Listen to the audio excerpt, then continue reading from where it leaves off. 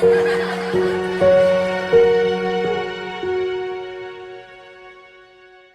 at the Stevenson Vine Project Community Garden, and today we're going to be talking about good bugs versus bad bugs. The success of your garden depends on how many good bugs you have and how great of a defense you have against bad bugs. There are different types of bad bugs like caterpillars, moths, grasshoppers, and aphids. Here we have some collard greens, and on leafy greens like kale, collard greens, or mustard greens, you'll find white flies.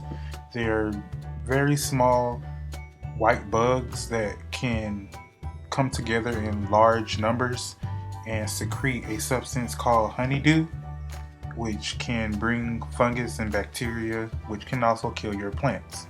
To help protect your garden from bad bugs and other pests, you can use neem oil. It helps to deter and get rid of any bad bugs that are destroying your plants. And it's also organic. You always want to use organic ingredients instead of harmful chemicals that can easily cause harm to you and the environment.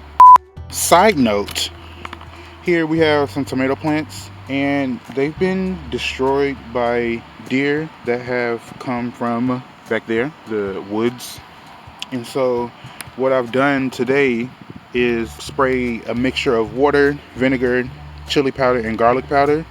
Hopefully that will be our natural deterrent to get rid and keep away the deer that have decimated our plants, destroyed them. But you can see tomato plants are resilient. They're coming back, as you can see. But if you have deer in your area, or caterpillars, or slugs, or any other type of bug or pest that is eating your plants, you can use a organic, and you can find all these ingredients in your kitchen. So garlic powder, chili powder, vinegar, white vinegar or apple cider vinegar, and water. Put it in a spray bottle, and you just spray your plants.